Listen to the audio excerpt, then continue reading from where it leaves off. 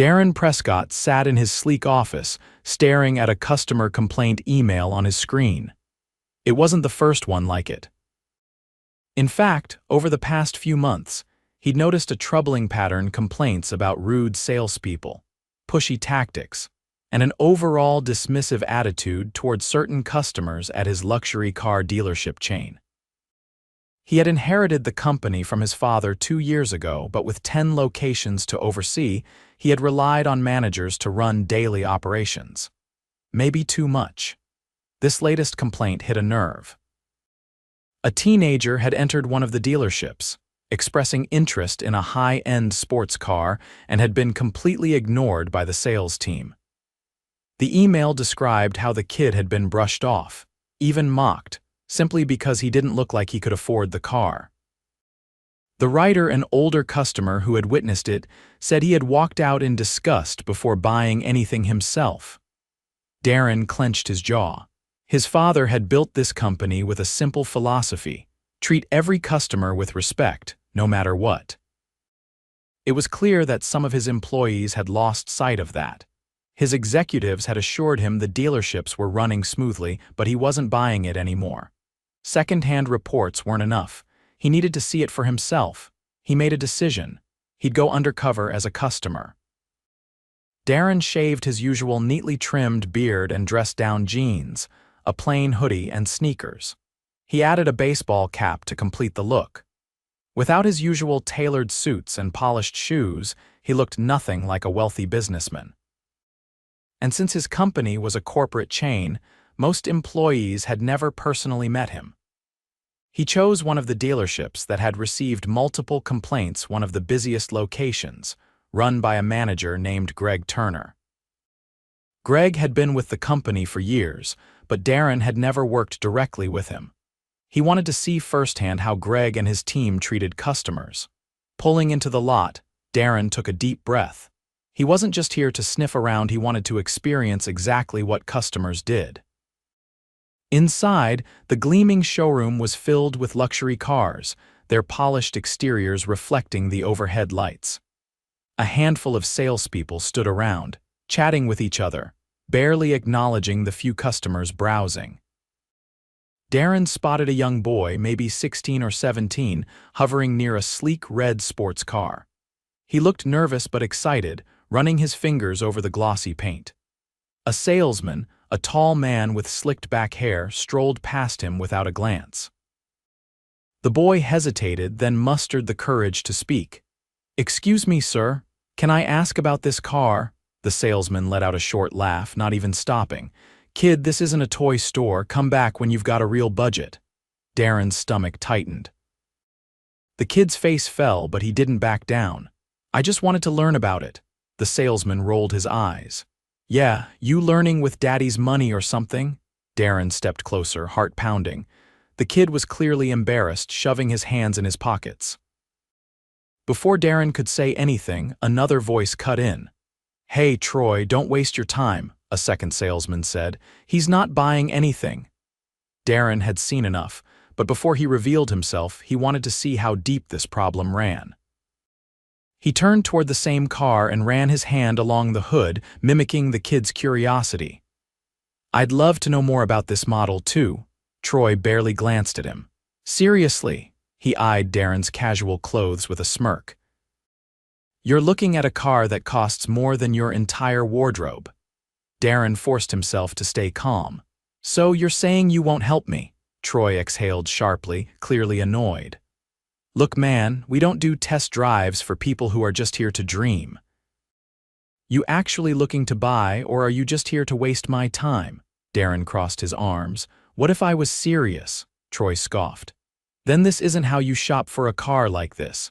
People who can actually afford these don't come in dressed like that asking questions. They know what they want." "You don't." Darren glanced at the kid, who was watching the exchange with wide eyes. He needed to fix this, but not yet. Instead, he nodded slowly. "All right, I get it. Thanks for your time." He turned and started walking toward the front desk, but not before catching a glimpse of Greg, the manager, laughing with another salesman across the showroom. He hadn't intervened once. Darren's blood boiled. If this was how they treated customers, how were they treating their employees? His plan was clear now. This wasn't just about a rude salesman, this was about a culture problem, and he was about to tear it down from the inside. Darren left the dealership without another word, his mind racing. He had seen enough to confirm his suspicions, but he needed more than a single interaction to understand the full extent of the problem. If the sales team treated customers this poorly, how did they treat their own coworkers? Were the employees thriving, or were they just as disregarded as the customers who didn't fit their mold? He wasn't done. The next morning, Darren returned this time not as a customer, but as a new hire. He had arranged it quietly through a regional hiring manager, using a different name and a fabricated backstory. A friend in HR had helped him slip into the system as a junior sales trainee, ensuring that no one at the dealership had been informed in advance. When he walked in, the receptionist barely looked up from her phone before pointing him toward Greg's office. Greg leaned back in his chair when Darren stepped inside, looking him up and down with mild disinterest. "You're the new guy?" Greg asked, not bothering with a handshake. Darren nodded. Greg exhaled as if this were an inconvenience. "All right, here's how this works. You shadow the senior guys, watch how they close deals, and stay out of the way. If you prove you can bring in money, we'll talk about actual commissions. Until then, don't expect much." Darren kept his expression neutral. "Got it." Greg gestured toward the showroom.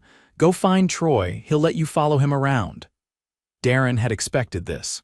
He walked back out and spotted Troy talking to another salesperson near the front desk.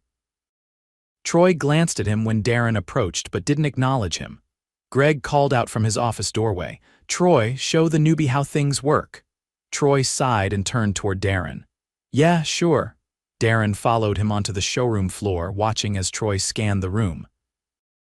He barely paid attention to most of the customers, only perking up when a man in an expensive suit walked in. Troy instantly straightened, flashing a wide grin as he approached. His entire demeanor shifted, his voice became smoother, his patience suddenly limitless. Darren listened as Troy showered the man with attention, offering details about the most expensive models without hesitation. It was a stark contrast to how he had dismissed the teenager the previous day. When the man mentioned he was just browsing, Troy didn't brush him off. Instead, he laughed warmly and reassured him that he could take as much time as he wanted.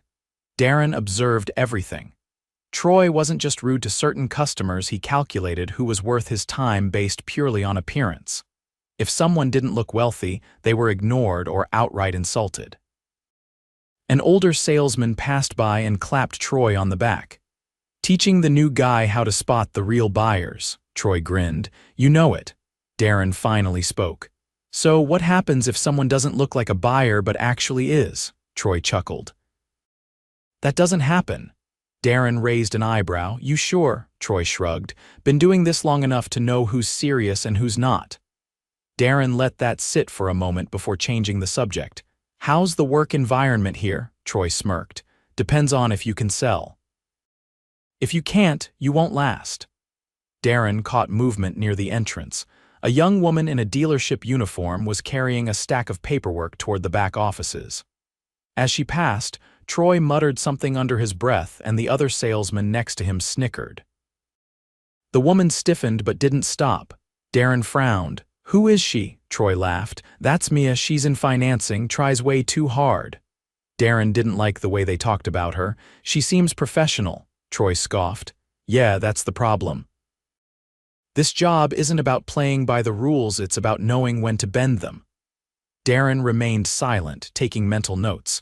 An hour later, he found Mia in the break room pouring herself a cup of coffee. She glanced up when he entered. "You're the new guy," Darren nodded. "Yeah. Just getting the lay of the land." Mia gave a tight smile. "Let me guess, they told you to follow Troy around?" "Yep," she sighed. "Watch your back." Darren leaned against the counter. "That bad?" Mia hesitated, then lowered her voice. "Let's just say if you're not in their circle, you don't matter." Darren considered that. "And management?" She shook her head. Greg doesn't care as long as the numbers are good. Darren knew enough. The culture here was toxic from the top down. He had seen enough to make his move. It was time to reveal who he really was. Darren finished his coffee and set the cup down, his mind working through the next steps. He had seen enough to know that the culture in this dealership was broken from the top down.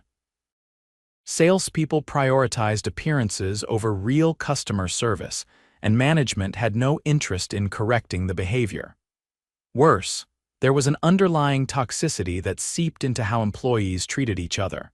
Mia's warning about watching his back wasn't lost on him. If this was how they dismissed customers, there was a good chance that employees who didn't fit into their clique were treated the same way. He needed to see just how deep this problem ran before making his move. He stepped back onto the showroom floor, where Troy was once again engaged in conversation with another potential buyer, this time, a middle-aged man who had arrived in a high-end luxury sedan. The moment Troy noticed Darren, his expression turned impatient. "You still standing around? This isn't a charity. You want to learn, you gotta do more than just watch," Troy said, barely looking at him. Darren stayed calm.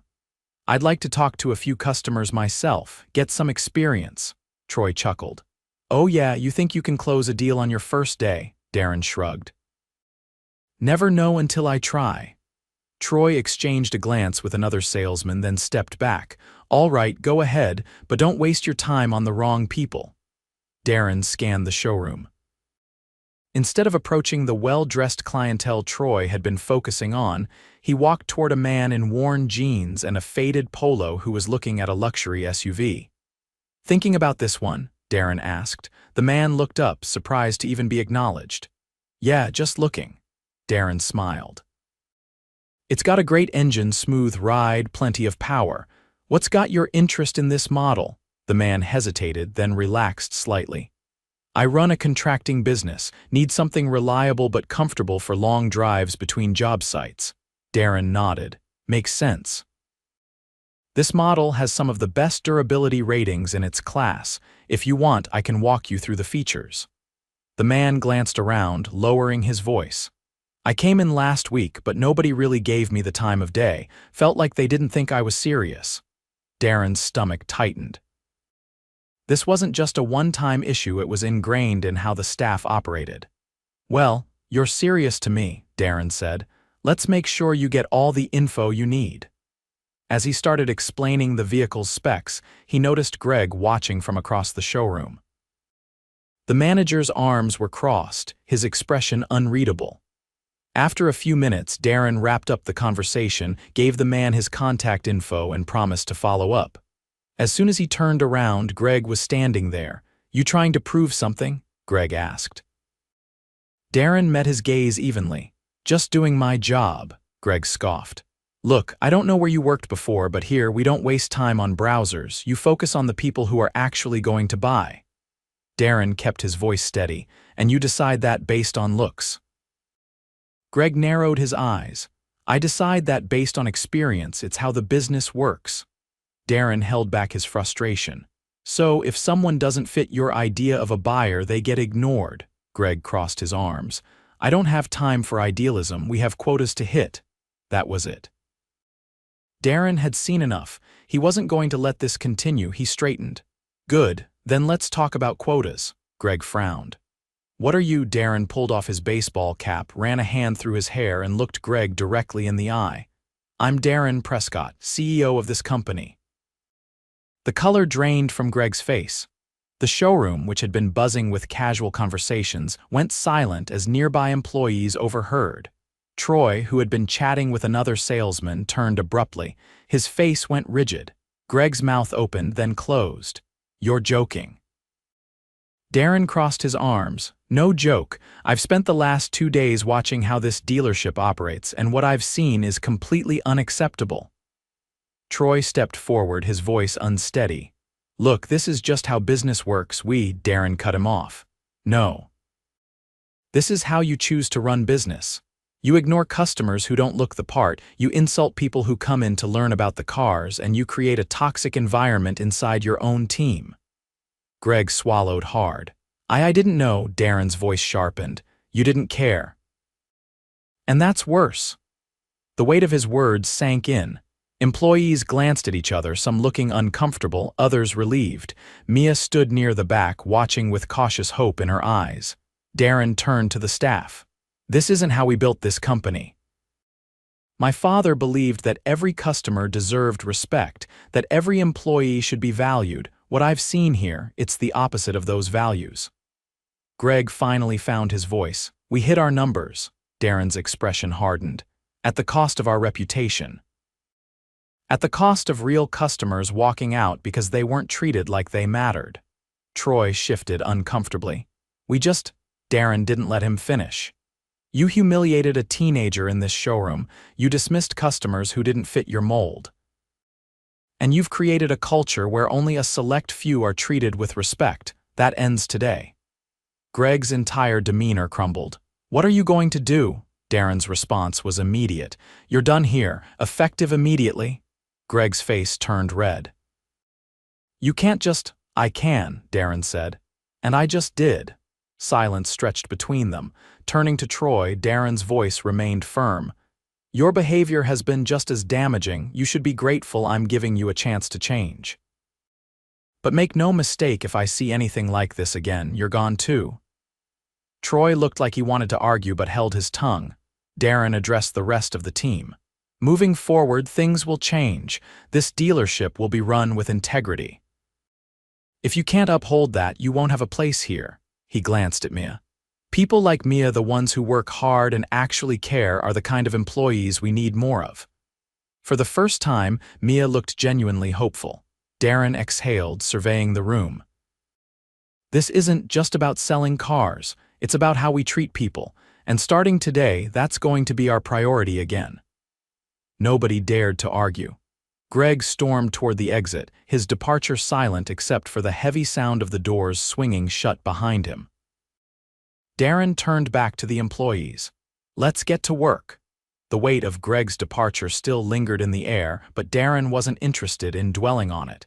There was real work to be done. He turned his attention back to the employees, many of whom were still standing in stunned silence. Some seemed nervous, others relieved. Mia, in particular, remained near the back, watching him closely, as if waiting to see if this change was real or just another corporate shake-up that wouldn't last. Darren wasn't going to let this be just another empty promise. He walked toward the center of the showroom, making sure they all heard him. There's no point in pretending this dealership doesn't have a problem. I spent the last 2 days seeing it firsthand. Some of you might not have been part of it, but if you stood by and let it happen, that's just as bad. Many avoided his gaze. A few shifted uncomfortably, but nobody spoke. Here's how this is going to go, Darren continued. Starting immediately, we're changing how we do business. That means no more judging customers based on their appearance. No more writing people off because you assume they can't afford what we sell. If someone walks through that door, they deserve respect. Period. Troy, still standing near the front, looked like he wanted to argue but thought better of it. He had already been given one warning, and Darren had no patience for pushback. He turned toward the receptionist, who had barely looked up when he first arrived. That includes the front desk. First impressions start there. If customers feel ignored the second they walk in, they'll leave before anyone even gets the chance to sell them a car. She nodded quickly, her face pale. Darren let his gaze sweep over the group. We're also going to make sure our own employees are treated with respect. I saw how some of you talk to each other, and it's unacceptable. If you've been coasting on favoritism, that ends now. If you've been shut out because you don't fit into the old system, that changes today. Mia straightened slightly, as if testing whether those words actually meant something. Darren wasn't done. Sales will still matter, numbers will still matter. But if you think that means you can get away with the same behavior as before, you'll find yourself out the door just like Greg. A few glanced toward the entrance where their former manager had left. The message was clear. Darren turned to Mia. She had been one of the only people who seemed to care about the integrity of the dealership, yet she had been dismissed by her coworkers. That wasn't happening anymore. "I want you to be part of the transition," Darren said. "You've been here long enough to see what's wrong.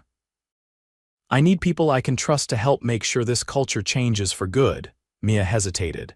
"And if it doesn't," Darren didn't flinch, "then I'll be back and I won't be undercover next time." She studied him for a moment before finally nodding. Darren turned back to the team. "If you're willing to be part of the solution, then you're welcome to stay. But if you're hoping things will go back to how they were, I suggest you start looking for another job now." Nobody said a word. Darren exhaled. "We start fresh tomorrow. Expect new training, new expectations, and a new way of doing business. This dealership will be something to be proud of again." Without another word, he turned and walked toward the exit. As he did, he caught a glimpse of the young boy from the day before standing outside, staring through the window at the same red sports car. Darren pushed open the door and stepped outside. "Still thinking about that one?" he asked. The boy looked up, startled. "Yeah, just dreaming, I guess." Darren nodded toward the car. "Come on, let's take a look." The kid hesitated. "But I'm not." Darren smiled. "Doesn't matter, everyone deserves a chance to learn." The boy's face lit up as they walked back inside together. Darren guided the teenager back into the showroom, where the boy hesitated, glancing around as if expecting someone to step in and stop him. The memory of how he had been dismissed the previous day was still fresh in his eyes. Darren wasn't going to let that happen again. He walked directly to the red sports car and gestured toward it. The boy ran his fingers over the glossy surface, hesitating before leaning in to get a better look at the interior. Darren watched him carefully, noting how different the showroom felt now. The tension from his revelation still hung in the air, but the sales staff were noticeably subdued. Many were keeping their distance, unsure of what was expected of them now. Troy wasn't even pretending to be busy anymore. He stood near the far end of the showroom, arms crossed, watching the interaction with narrowed eyes. Darren ignored him. The boy finally looked up. "I've only seen this car in videos. Never thought I'd get to see one up close." Darren leaned against the side of the vehicle. "What do you like about it?" The kid hesitated before answering. "Everything, the design, the speed, the sound of the engine. It's just different from anything else out there." Darren nodded. He recognized that kind of fascination. He had felt the same way when he was younger, long before he had been in a position to afford any of the cars in this showroom. "You ever sat in one?" Darren asked. The boy's eyes widened slightly. "No. I mean, I didn't think I was allowed to." Darren opened the driver's side door and stepped back. The kid hesitated, glancing around as if expecting someone to tell him no. When no one did, he carefully slid into the seat, his hands gripping the steering wheel like it was something fragile. Darren leaned in. "Comfortable?" The boy nodded, barely breathing as he took in the dashboard, the controls, the feel of the leather seats. Darren let him absorb the moment before speaking again. "What do you want to do when you're older?" The kid didn't answer right away. His fingers traced the stitching on the steering wheel. "Work with cars, maybe design them. I don't know if I'm smart enough for that, though." Darren frowned. "Why would you say that?" The boy shrugged. "People don't exactly encourage you to aim that high when you don't come from money. They think you're wasting your time." Darren glanced back at the sales team, many of whom were still watching. He turned his attention back to the boy. "Don't let people like that decide what you're capable of." The kid finally looked up. "You really think that?" Darren nodded. "The people who make it are the ones who don't listen when others tell them they can't."